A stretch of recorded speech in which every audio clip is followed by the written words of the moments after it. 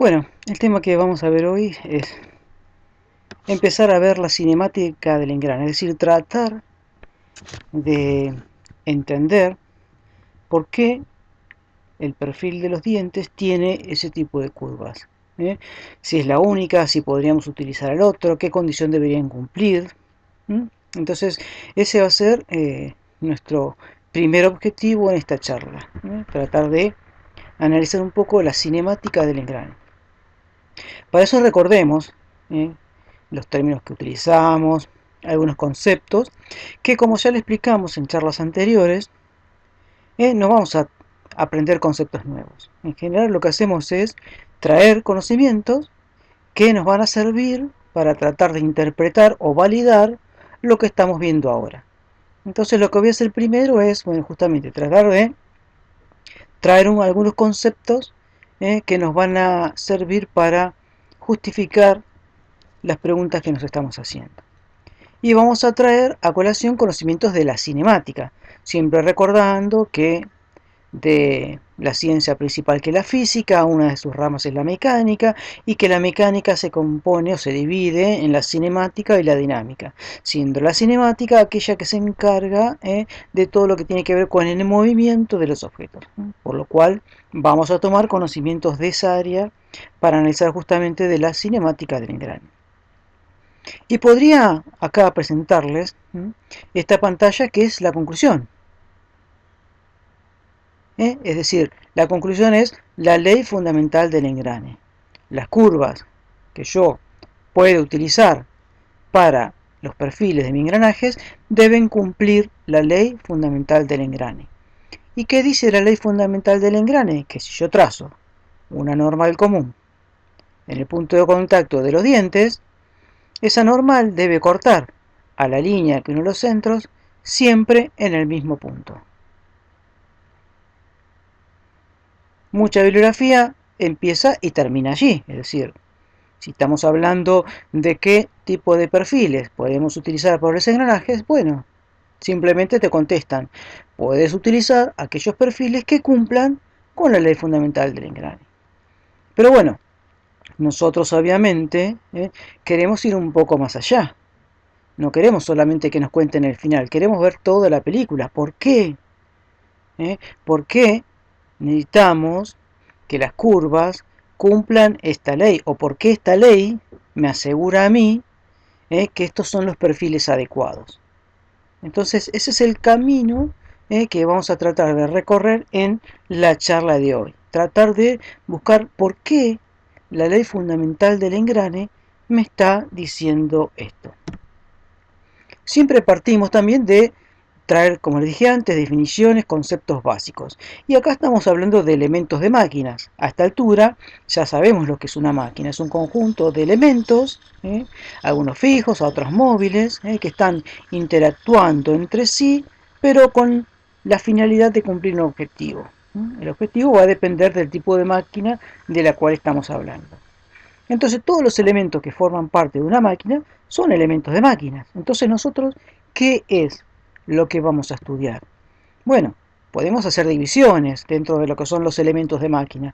Aquellos que son estructurales, apoyo y protección, aquellos que son los mecanismos, en general los elementos móviles que transmiten, transforman fuerzas, movimientos, los actuadores, que son aquellos que utilizan, que cumplen la razón por la cual esa máquina fue creada, el motor, que me da la energía para el movimiento y lo que se necesita a la salida, y los circuitos y dispositivos de regulación y control para decir hacia dónde y de qué manera esa energía está distribuida en esta máquina. Entonces, también podríamos decir, bueno, los elementos de las distintas máquinas van a ser diferentes en función de la tecnología que esa máquina utilice. Que si bien sabemos que las tecnologías están combinadas, pero bueno, nos van definiendo por lo menos cuáles serían sus elementos principales. Tenemos los mecánicos, eléctricos y electrónicos, neumáticos e hidráulicos, como para hacer una gran división. Los eléctricos y electrónicos, bueno, se ocuparán los departamentos de eléctrica y electrónica de transmitirle esos conceptos. La parte de la tecnología neumática e hidráulica, bueno, acá con con el resto de los integrantes de la cátedra. También tenemos una materia optativa que es automatización basada en neumática hidráulica, donde paso el aviso a todos los que están interesados. En el primer cuatrimestre damos esa optativa. Entonces, ¿qué nos queda por descarte en esta tabla? Los elementos de máquina mecánica. Es decir, nosotros vamos a analizar elementos de máquina del tipo mecánico. Dentro de lo que son esos elementos, pueden cumplir distintas funciones. Pueden transmitir o transformar un movimiento, pueden ser elementos auxiliares, de unión, etc. Distintas funciones. Vamos a concentrarnos, como estamos hablando de la cinemática, en aquellos elementos de máquina mecánicos que transmiten o transforman el movimiento. Movimiento que puede ser rectilíneo o circular, son los básicos, y la combinación de ellos podemos obtener todos los movimientos que quisiéramos. Y a su vez, ese movimiento puede ser en un sentido o alternativo. Si quisiéramos clasificar los mecanismos, que dijimos que son en general los elementos de máquina móviles, que llevan el movimiento de un lado al otro, podríamos clasificarlos desde distintos puntos de vista, pero como estamos hablando del movimiento, vamos a clasificarlos de acuerdo al movimiento. Tenemos dos grupos, los elementos o mecanismos de transmisión, cuando el tipo de movimiento de entrada es igual al tipo de movimiento de salida. Por ejemplo, de lineal a lineal, por ejemplo, de circular a circular. Y bueno, acá en la animación, por ejemplo, esas ruedas o esos engranajes posteriores son elementos o mecanismos de transmisión del movimiento. Tanto la entrada como la salida tienen el mismo tipo de movimiento, en este caso, movimiento circular. Pero también existen otros mecanismos que son los de transformación del movimiento. Es decir, que el elemento motor tiene un tipo de movimiento y a la salida se lo transforma en otro tipo diferente. Por ejemplo, el circular rectilíneo u otras opciones. Como podría ser un tornillo de movimiento, donde haciendo girar el tornillo, la tuerca se desplazaría en el sentido rectilíneo. Con lo cual, esta es una primera clasificación que tiene un sentido, ¿no? Es decir, hacia dónde apuntamos en las primeras clases. Bien, ya dijimos entonces que son elementos de máquina mecánicos y vamos a ocuparnos de los elementos de máquina mecánicos de transmisión del movimiento. Podemos seguir subdividiendo para ir viendo también a dónde apuntamos. Pueden ser de contacto directo o indirecto, en función de si esos mecanismos están directamente en contacto entre sí o no. Vuelvo a la animación. Las ruedas de fricción o los engranajes están ambos elementos unidos directamente entre ellos. Son entonces de contacto directo.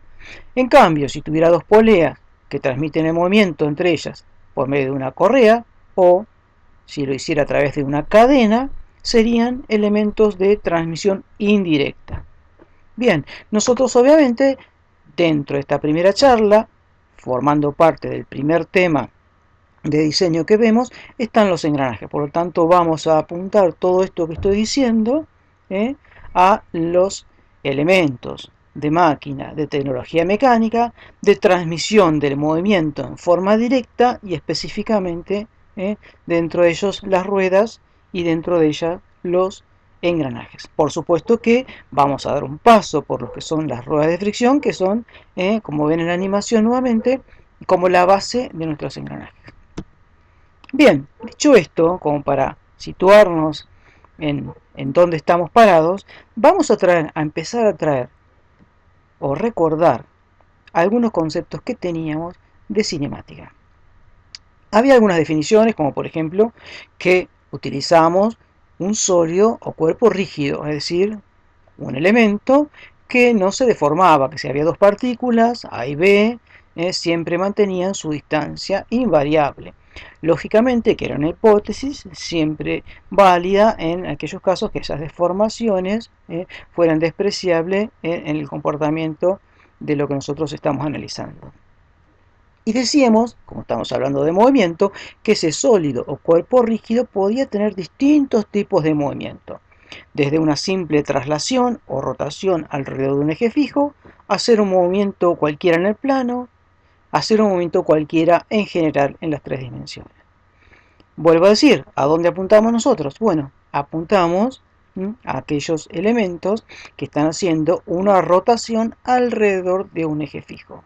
Y en este caso, cuando un cuerpo rígido tiene este tipo de movimiento, vamos a encontrarnos que las distintas partículas o puntos que pertenecen a este cuerpo van a realizar un movimiento a lo largo de un círculo, o una circunferencia más precisamente, con un centro en el eje de rotación. Y las distintas partículas se van a mover en planos paralelos. Por ejemplo, acá tenemos una partícula a un punto A y una partícula a un punto B. Cada uno de ellos describe una trayectoria según una circunferencia, es decir, manteniendo siempre una misma distancia con respecto al eje de rotación. Lo mismo pasa con la otra partícula y entre ellos se mueven en planos paralelos. Lógicamente que a medida que nos acercamos al eje de rotación, la velocidad de esa partícula va acercándose a cero. Este concepto de cinemática es rápidamente asociado a un elemento de máquina. Por ejemplo, esta polea, donde si analizamos cualquier partícula de ella, por ejemplo, una situada en la posición B, está girando alrededor de este eje de rotación y va a mantener siempre su distancia en su giro con respecto a este eje de rotación. Va a describir la trayectoria de acuerdo a esa circunferencia. Bien, es como para ir asociando esos conceptos a la realidad. ¿Qué otra variable definíamos cuando analizábamos la rotación alrededor de un eje fijo? Bueno, hablábamos de la velocidad angular y hablábamos de la velocidad tangencial o lineal de esa partícula. La partícula está moviéndose alrededor de este eje con una velocidad, llamémosle angular W. Si tomo una partícula cualquiera, la velocidad tangencial o lineal que está teniendo esa partícula en su movimiento va a ser función de la velocidad angular y a su vez de la distancia que tiene esa partícula al centro de rotación, es decir, al radio de ese círculo o circunferencia, trayectoria de su movimiento. Calculo que con este concepto tampoco debería haber ningún problema en recordarlo. Otro concepto que nos puede llegar a ser útil también es cuando nosotros veíamos un movimiento que podía ser cualquiera, pero se desarrollaba sobre un plano. Entre una posición inicial 1 y una posición final 2, un cuerpo rígido podía llegar siguiendo cualquier trayectoria. Pero nosotros, más precisamente Euler, en su teorema, decía que podía llegar a esa posición final suponiendo que realizaba un movimiento combinado entre una traslación y una rotación. Independientemente de cuál fuera el recorrido real, decía que para llegar de esta posición 1 a esta posición 2, por ejemplo, primero se trasladó paralelamente hasta llegar a la posición 2 y luego el punto B realizó una rotación. Y ahí quedó el cuerpo rígido en su nueva posición. El caso más común es el caso de rodadura pura o una rueda girando. La rueda va girando y el centro de giro pasa de la posición 1 a la 2, mientras que el punto del exterior, del extremo de la rueda que está en la posición 1, al girar pasó a la posición 2. Entonces, de acuerdo a este teorema, tranquilamente podemos decir, bueno, llegó a esa posición, primero trasladándose sin girar, desde la posición 1 a la posición 2, y luego, en esa posición 2, el punto B giró hasta llegar ese punto a su posición 2. Es decir, que puedo siempre decir que en un plano, cualquier movimiento lo puedo asociar a la combinación de una traslación con una rotación.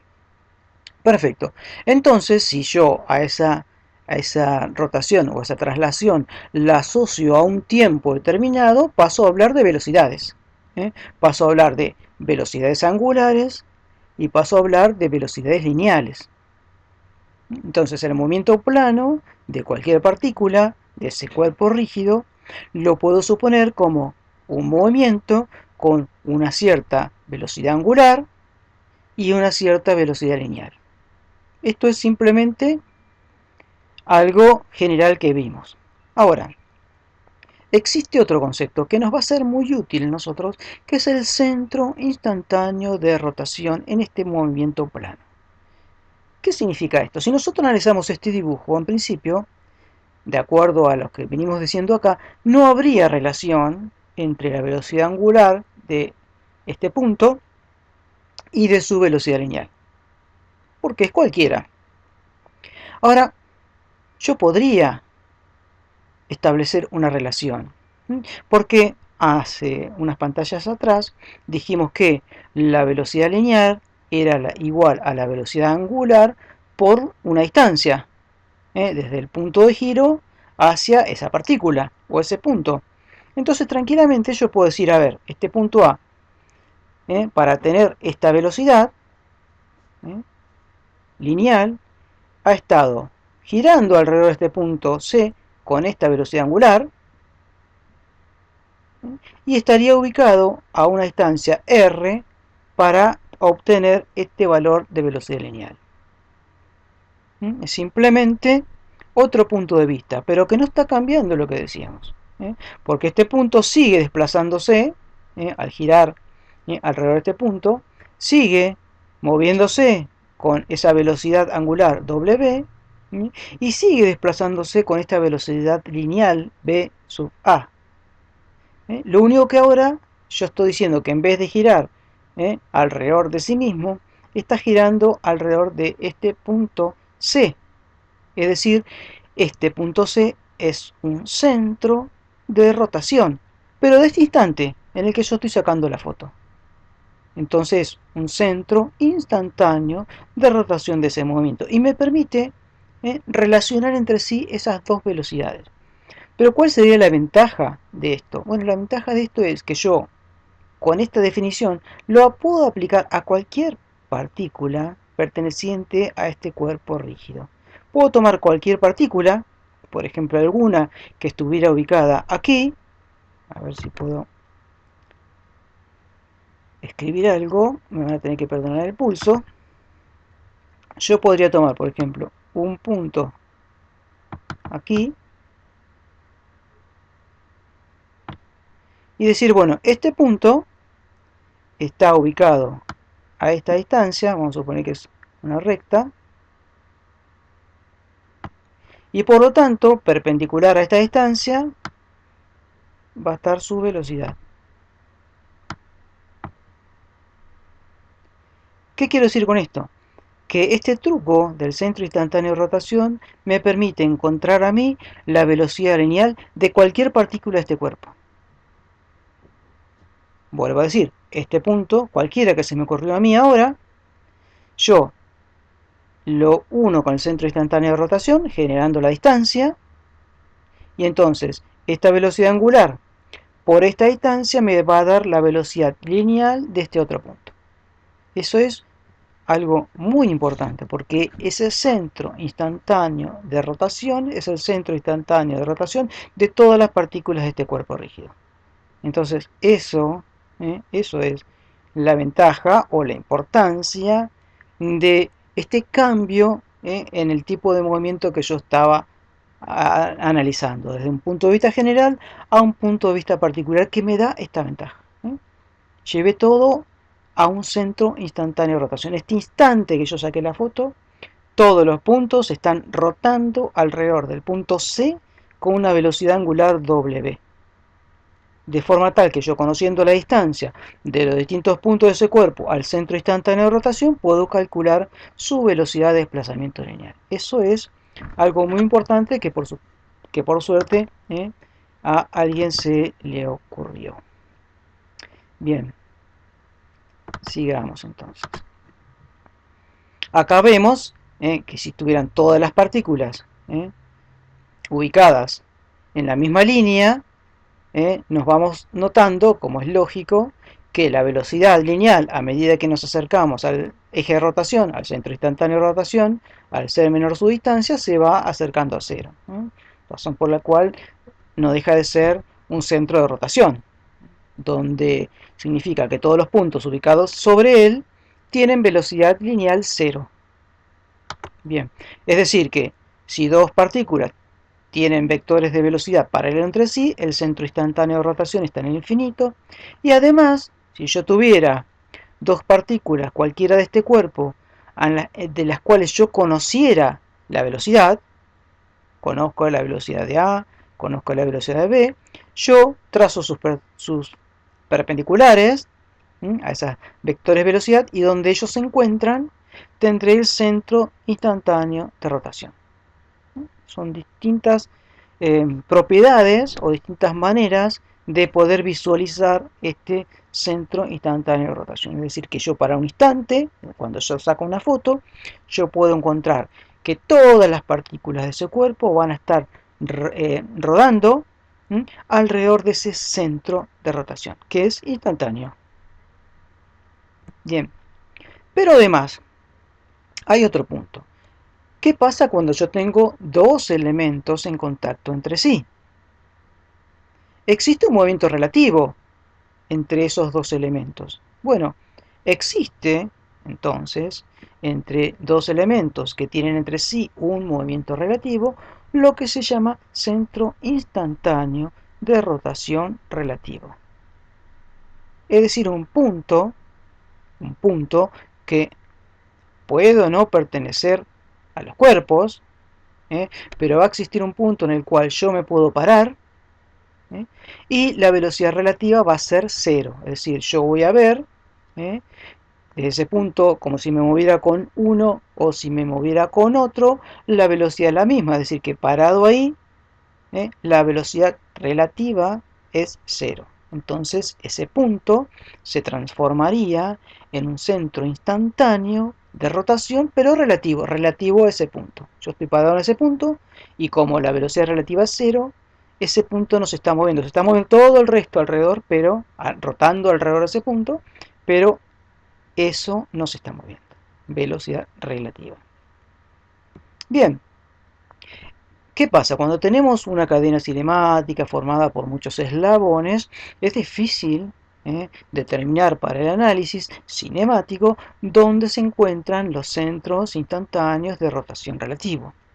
Entonces, lógicamente, esto, en esa rama de la mecánica que es la cinemática, se estudió muchísimo y se enunciaron unos cuantos teoremas que nos dan herramientas para poder analizar, para poder encontrar esos centros rápidamente. Bien, uno de ellos, uno muy utilizado, es el teorema de los tres centros o el teorema de Kennedy, que dice que para encontrar los centros instantáneos de rotación relativa, lo que tenemos que tener en cuenta es que ellos van a estar todos alineados entre sí. Los centros instantáneos de rotación de los elementos involucrados están alineados entre sí.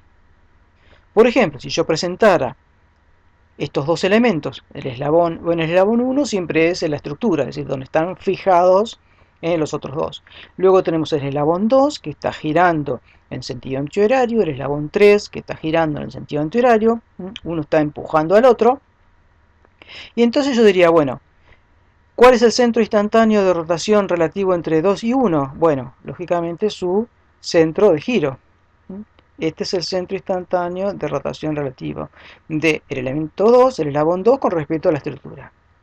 Este es el centro instantáneo de rotación relativo del eslabón 3 con respecto a la estructura.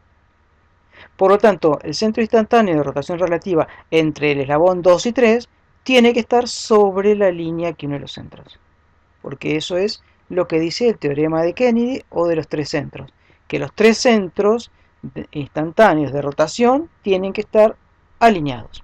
Por lo tanto, en este dibujo que yo estoy viendo, el punto de contacto no es un centro instantáneo de rotación relativo porque no está sobre la línea que une los centros.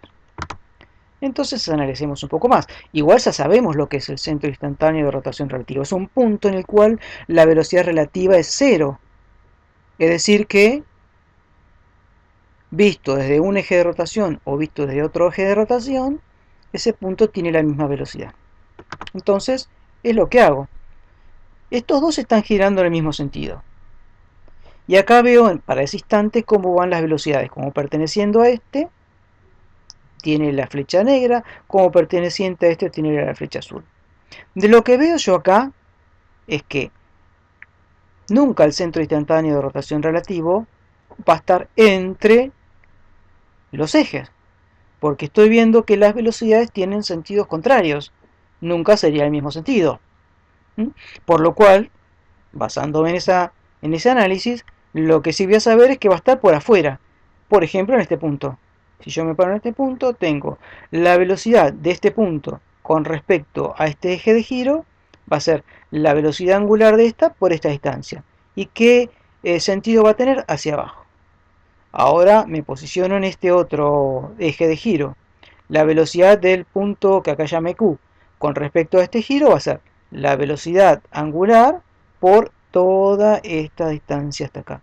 ¿Y hacia dónde va a ir? Hacia abajo. Perfecto. Entonces, entre dos elementos que están girando en el mismo sentido, el centro instantáneo de rotación relativa va a estar por afuera de los ejes. No va a estar entre los ejes, sino que va a estar por afuera. Y lógicamente que va a estar más cerca del que va más rápido. Porque si esta velocidad es igual y esta tiene menor distancia, debería girar más rápido para tener la misma velocidad que este, que tiene una distancia mayor. Bueno, conclusiones generales. Pero en principio, de acuerdo al teorema de Kennedy, yo sé que va a estar sobre esa línea que une los centros. Y va a estar ubicado en una posición donde la velocidad de ese punto, como perteneciente a uno y como perteneciente al otro eslabón, es exactamente la misma. Pero recordemos algo, eso es en este instante donde yo saqué la foto. Yo puedo seguir sacando fotos y ese punto va a ir cambiando de posición sobre la línea que une los centros, generando la unión de los mismos, lo que serían las trayectorias polares. Bien, eso a mí me interesa. Y las trayectorias polares no, porque en realidad lo que yo quiero es un sistema de transmisión de movimientos de rotación. ¿Okay? ¿Y cuál sería el más interesante desde el punto de vista del rendimiento? Y el más interesante sería el que me generara rodadura pura. Cuando yo tengo rodadura pura, entonces en el punto de contacto las velocidades son iguales, no hay un deslizamiento relativo que me genere desgaste, fricción, calor, etcétera, etcétera. Entonces lo ideal para mí, siempre que quisiera transmitir un movimiento de rotación, y lo ideal sería con rodadura pura. Si lo pudiera hacer, sería ideal. Perfecto. Entonces, el teorema de Kennedy me dice que el centro instantáneo de rotación relativo está localizado en la línea que une los centros. Vamos a suponer que tuviéramos estos dos elementos, cada uno con su forma. Que puse cualquiera, porque es a título de ejemplo. Saco una foto y digo, bueno, perfecto. El punto P, en esa foto que saqué, tiene una velocidad que llamé V sub P. Si yo considero que pertenece al eslabón 2, la velocidad de ese punto P sería la velocidad angular del eslabón 2, que ahí la llamé W2 con respecto a 1, por la distancia desde el punto P al eje de rotación, es decir, el segmento OP. Ahora, si yo lo considero como perteneciente al eslabón 3, la velocidad de ese punto P sería la velocidad angular con la que está girando el eslabón 3 con respecto a 1 por el segmento O'P, es decir, la distancia desde el punto P al centro de rotación del eslabón 3. Pero también dije que quiero que esas velocidades sean iguales. Y si yo quiero que esas velocidades sean iguales, las tengo que igualar y llegar a la conclusión de que la relación de velocidades angulares es función inversa de las distancias del punto P a cada uno de los ejes de giro. La relación de velocidades angulares es inversamente proporcional a la distancia del punto P a cada uno de los ejes de rotación. Bien, acá la traigo a colación de nuevo. Perfecto, tengo eso. Genial. ¿Qué más quiero?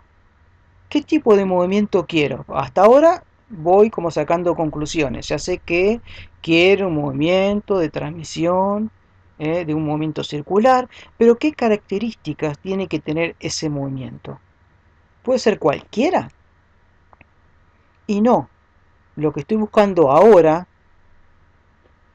con el elemento que quiero diseñar ahora, por ahí más adelante me interesa otra cosa, pero para lo que yo estoy buscando ahora quiero que la relación de velocidades angulares sea constante. Es decir, si yo en un momento giro una vuelta uno de los engranajes y el otro me da dos vueltas, que yo si luego vuelvo a girar una vuelta, el otro vuelva a girar dos vueltas, si no gire tres o media.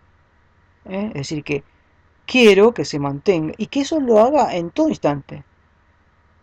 En todo instante. Entonces quiero que la relación de velocidades angulares sea constante en todo momento. Le estoy fijando condiciones, la estoy limitando a ese movimiento. No quiero cualquier movimiento circular. Ah, perfecto, perfecto. Quiero que la relación de velocidades angulares sea constante. Bueno, acá tengo la expresión de las relaciones de velocidades angulares. Y si yo quiero que esa relación de velocidades angulares se mantenga constante, lo que tengo que mantener constante es el punto P. Porque acá vimos que la relación de velocidades angulares era proporcional, en forma inversa, pero proporcional al fin, a las relaciones de estos segmentos. Y estos segmentos son las distancias del punto P a cada uno de los ejes de rotación. Por lo tanto, si el punto P cambiara de posición, me cambiaría la relación de velocidades angulares. Entonces, si yo quiero una relación de velocidades angulares constante, ese punto P tiene que ser siempre el mismo. Ya estamos sacando conclusiones. Ese punto P tiene que ser siempre el mismo.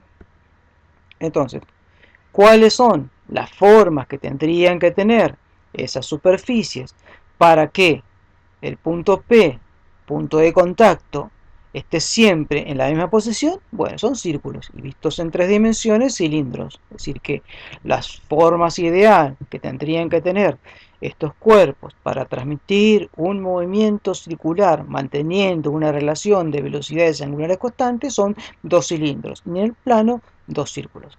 Es la única manera para que, transmitiendo con rodadura pura, el punto de contacto se mantenga siempre en esa posición. Esa entonces es la razón por la cual estos cilindros o los círculos vistos en el plano son las formas ideales para transmitir este tipo de movimiento. Bien, van a existir las ruedas interiores y las ruedas exteriores. Las ruedas interiores van a girar en el mismo sentido y las ruedas exteriores van a girar en sentidos contrarios entre ellas. Y acá traigo para asociar el dibujito que les había comentado antes. Si tenía dos elementos que estaban girando en el mismo sentido, el centro instantáneo de rotación no estaba entre los apoyos, estaba por fuera. El centro instantáneo de rotación, que ahora es el punto de contacto porque tengo rodadura pura, no está entre los centros de los ejes, está por afuera y más cerca del que gira más rápido. En cambio, si giran en sentido contrario, el centro instantáneo de rotación está entre los apoyos. Y así tengo las ruedas exteriores y las ruedas interiores. Este mecanismo, en su forma teórica, existe en la práctica y se llaman ruedas de fricción, es decir, se construyen estas ruedas de coeficientes de rozamiento elevados entre ellas de forma tal que cuando uno gira por fricción hace girar a la otra. Y tiene su campo de aplicación, lo que pasa es que si estamos hablando que es una transmisión por rozamiento, bueno, las variables que tenemos para controlar la transmisión, además del coeficiente de rozamiento, es la fuerza normal. Y en este caso, la fuerza normal es la que nosotros estamos generando presionando las dos ruedas entre sí. Entonces, si quisiera transmitir potencias elevadas, tendría que apretar cada vez más fuerte las ruedas entre sí, generando o afectando no solamente la resistencia de las ruedas en sí, sino también de todo el resto del sistema de transmisión, llámese ejes, rodamientos, etc. Con lo cual está limitado para bajas velocidades y bajas potencias. Antes de seguir, ya que hablamos tantas veces de la relación de velocidades angulares que tiene que ser constante, vamos a definir la relación de transmisión, que a partir de ahora en adelante vamos a utilizar muchas veces. La relación de transmisión entonces es la relación entre velocidades angulares. La velocidad de giro de una con respecto a la velocidad de giro de otra. Esta velocidad de giro se puede expresar en radianes por segundo, radianes por minuto o las revoluciones por minuto que son más conocidas por nosotros.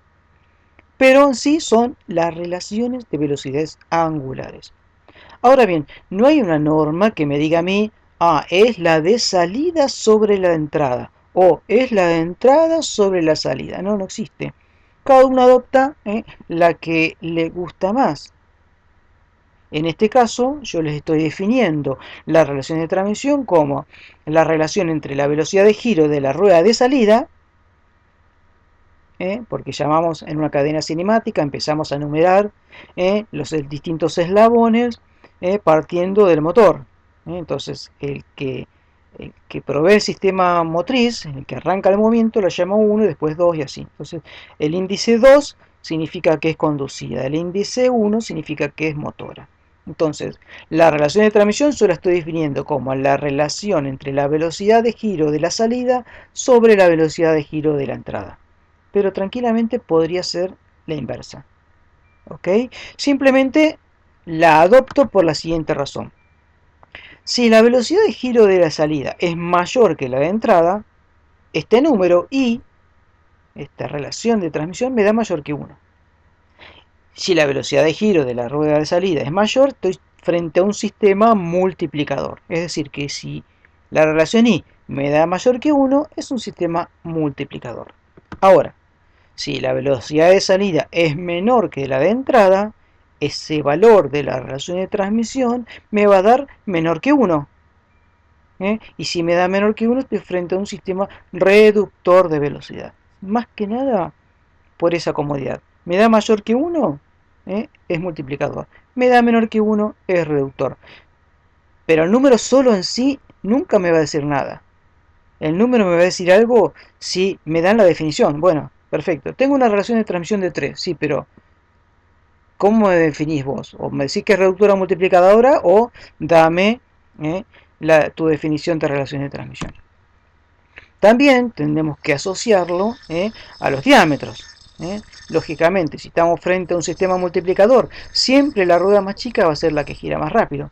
Porque si yo en el punto de contacto, que dijimos que es rodadura pura, quiero tener la misma velocidad girando alrededor de este eje que girando alrededor del otro eje, la que gira más rápido tiene el menor radio para generar esta velocidad.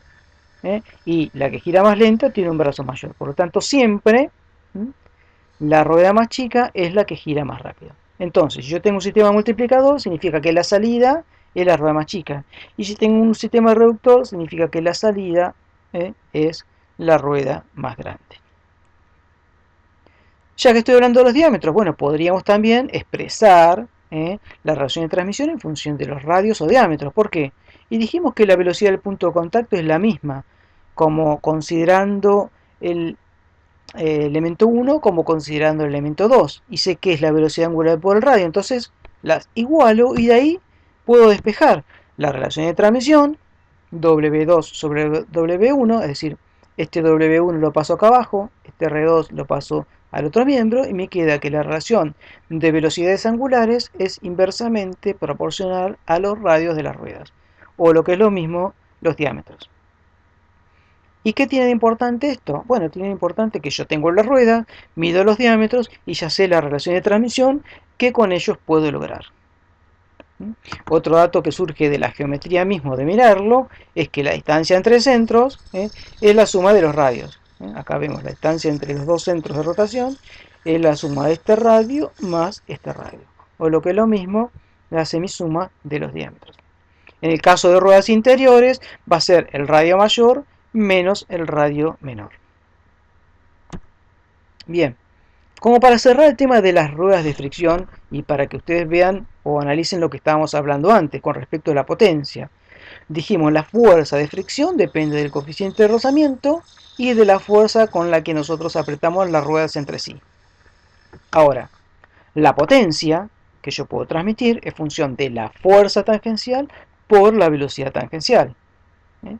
La fuerza tangencial es la que definí ahí arriba. Es el coeficiente de rozamiento por la fuerza normal, que es la fuerza con la cual yo estoy apretando las ruedas entre sí. También sé que la velocidad tangencial es la cantidad de perímetros, 2πr, multiplicado por, o sea, el perímetro, 2πr, o pi por diámetro, el que más le guste, multiplicado por la cantidad de perímetros que doy en la unidad de tiempo. Entonces, simplemente reemplazando estas dos acá adentro, puedo, por ejemplo, despejar con qué fuerza tendría que apretar las ruedas entre sí para transmitir determinada potencia, que sería este un ejemplo, ¿no? Despejo la fuerza. Otra sería, eh, si lo aprieto con tal fuerza, qué potencia podría transmitir, ¿eh? O qué coeficiente de roce necesitaría si aprieto con tal fuerza y quiero transmitir tal potencia. Bueno, las distintas opciones que se le ocurren, pero estas serían, digamos, las expresiones que me permitirían a mí resolver cualquiera de esos problemas. Pero el punto es que decíamos que estaba limitado para bajas potencias, porque por ahí si había una sobrecarga, por ejemplo, patinaba y había instantes, mientras patinara, que no mantenía la relación de velocidades angulares constante, que nosotros dijimos al principio que era nuestro objetivo. Queríamos encontrar, ¿no es cierto?, elementos que me permitieran transmitir de esa manera. Entonces, bueno, voy a tener que cambiar la forma de transmisión. No voy a tener que transmitir por rozamiento. Voy a tener que transmitir por medio de una fuerza de empuje. Y es ahí donde aparecen los engranajes. Es decir, a estas ruedas voy a tener que agregarles, por ser gráfico, paletas o dientes, con las cuales al girar una empuje a la otra y de esa manera poder transmitir el movimiento de otra manera. Perfecto, genial, muy lindo. Pero, ¿qué pasaba? Nosotros en las ruedas de fricción teníamos algo buenísimo, que era que transmitíamos, eran las formas que tenían que transmitir para tener un movimiento con rodadura pura. El punto de contacto estaba sobre la línea que unía los centros porque era el centro instantáneo de rotación, es decir, el punto donde la velocidad relativa era cero. ¿Qué significa? Bueno, que si ahora yo tengo otras formas, cualquiera, acá puse cualquiera en el dibujo, el punto de contacto ya no es el centro instantáneo de rotación relativa, porque solamente sería si estuvieran en contacto sobre la línea que une los centros, y aquí no lo están. Eso pasaría únicamente con las ruedas, y esto tiene otra forma. Entonces, ¿qué pasa acá? Yo analizo lo que dijimos recién, debería estar sobre la línea que une los centros, pero yo quiero encontrarlo igual, porque me va a seguir sirviendo el concepto del centro instantáneo de rotación para analizar la relación de velocidades angulares, que es lo que vamos a ver ahora. Pero ahora es como que me falta un paso en este camino, porque yo hasta ahora sé que se va a encontrar sobre la línea que une los centros, pero es infinita. Me faltaría otra ayuda, otra pista. Bueno, buscando sí en los libros de cinemática, sacando un poco de polvo, a veces se puede buscar por el Google también, se encuentra otra pista. Otra pista que me dice, a ver esta, me dice que cuando dos sólidos planos están en contacto, no importa el tipo de movimiento relativo, vuelvo a repetir, cuando dos sólidos planos están en contacto, no importa el tipo de movimiento relativo, el centro instantáneo de rotación relativo entre ambos está siempre en la recta normal a los perfiles de ambos en el punto de contacto. Listo. Ya tengo las dos líneas. Una es la línea que une los centros. La otra es la normal a los perfiles en el punto de contacto. Porque son las dos pistas. Los dos me dicen que están sobre esas líneas. Entonces en la intersección va a ser donde se cumplan las dos condiciones a la vez. Entonces trazo la normal a los dos perfiles en el punto de contacto y donde esa normal corta a la línea que une los centros, encontré el centro instantáneo de rotación relativa, es decir, el punto donde la velocidad relativa es cero, es decir, el punto donde la velocidad de ese punto, considerada como girando de uno o como girando de otro, me va a dar lo mismo. Bien, esto está bueno. Por lo menos ya sé en este instante, en esta foto, dónde está el centro instantáneo de rotación relativa. Pero ¿qué pasa? ¿Mm? ¿Qué pasa con las velocidades? Si yo estoy diciendo que tienen que ser iguales, planteo la velocidad del punto P como perteneciente a uno y como perteneciente a otro. Lo mismo que hicimos para las ruedas. Porque ahora estoy parado en el centro instantáneo de rotación, por lo tanto puedo hacerlo. Ya lo encontré y ahora puedo hacerlo. Y puedo llegar a la misma conclusión que antes. Es decir, que la relación de velocidades angulares es proporcional en forma inversa a la distancia que hay entre el centro instantáneo de rotación relativo, que ahora no es el punto de contacto, y cada uno de los ejes de rotación. Es decir, que si yo quisiera que la relación de velocidades angulares se mantuviera constante, el centro instantáneo de rotación relativa debe estar siempre en el mismo lugar. La misma conclusión que antes. Solo que tuve que hacer un paso más. Antes ya sabía dónde estaba el centro instantáneo de rotación relativa. Estaba justo en el punto de contacto. Ahora no, eso me complicó un poco, pero por suerte encontramos otra pista que me permitió encontrarlo. Pero la conclusión sigue siendo la misma. Este centro instantáneo de rotación relativa es el que me marca los segmentos que entre sí deben mantenerse su relación para que la relación de velocidades angulares sea constante. Perfecto. Esa es la ley fundamental de engrane. ¿Se acuerdan cuando empecé? Les dije, la ley fundamental de engrane dice que la normal común en el punto de contacto ¿eh? debe pasar siempre por el mismo punto que está ubicado sobre la línea que une los centros. Es decir, acá me estaba diciendo que se tenía que buscar la intersección entre la normal común a los perfiles en el punto de contacto, porque uno de los teoremas o leyes me decía que el centro instantáneo de rotación estaba sobre esta, y el teorema de Kennedy, o de los tres centros, que me decía que el centro instantáneo de rotación relativo estaba sobre la línea que une los centros. Por lo tanto, en la intersección de ambas encontraba el centro instantáneo de rotación relativa. Así que lo que me está diciendo acá la ley fundamental del engrane es que el centro instantáneo de rotación relativo tiene que estar siempre en esa misma posición. De esa forma, estos segmentos se mantienen siempre iguales y por lo tanto su relación y por lo tanto la relación de velocidades angulares. Esto es, digamos, buscar un poco las herramientas de la cinemática que nosotros aprendimos en su momento para justificar la ley fundamental del engrane.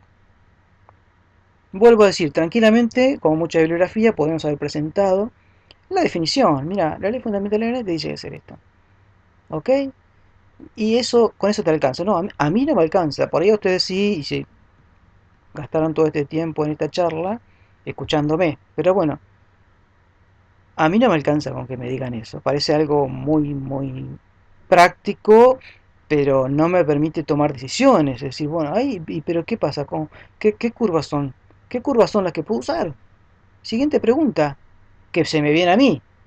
Por eso armé la charla así. La primera pregunta es, ¿por qué? Bueno, el por qué ya lo vimos. Tenía que ver con el centro instantáneo de rotación. Perfecto. Pero ahora, ¿y cualquier curva? ¿Cualquier curva?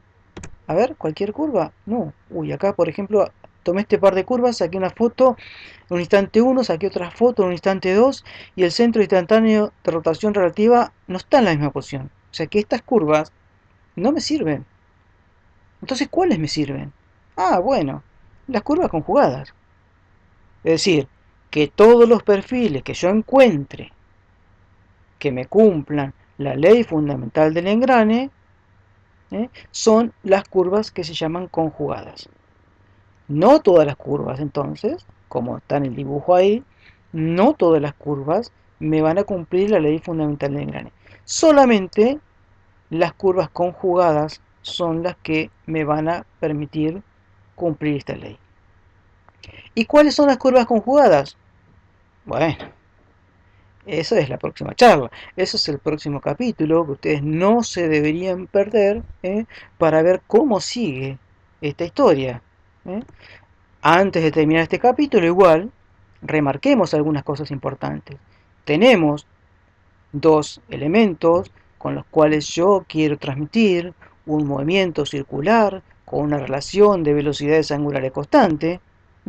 Y yo sé que tengo que trazar la línea que une los centros, y yo sé que tengo que trazar la normal común en el punto de contacto, y sé que en ese punto de intersección de esas dos líneas va a estar el centro instantáneo de rotación relativa, y que va a ser el mismo en todo instante de la rotación de estos dos cuerpos, y estos dos cuerpos son curvas conjugadas. Y también sé que desde el punto de vista del movimiento, es lo mismo que tener estas dos ruedas de fricción. Es decir, en el punto, en el centro instantáneo de rotación, también llamado punto primitivo, yo puedo encontrar los dos círculos, las dos ruedas de fricción, ¿eh? que son las mismas desde el punto de vista del movimiento. Con los elementos reales o con esas ruedas de fricción equivalentes o primitivas, yo lograría el mismo tipo de movimiento. Tipo de movimiento, es decir, relación de velocidades angulares constante, pero no de la misma forma. Porque con la rueda de fricción, que siempre tenían contacto en este punto y teníamos rodadura pura, ahora en el punto de contacto no hay rodadura pura. Significa que hay diferencia de velocidades. Está la misma velocidad en la dirección normal, lógicamente, para que no se alejen, para que no se choquen. En la dirección normal es la misma, pero son diferentes en la dirección tangencial, razón por la cual va a haber deslizamiento, razón por la cual va a haber desgaste de perfiles, razón por la cual va a haber generación de calor, razón por la cual no se pueden ustedes perder los próximos capítulos de esta apasionante historia de los perfiles de los engranajes. Gracias por su atención y nos vemos luego.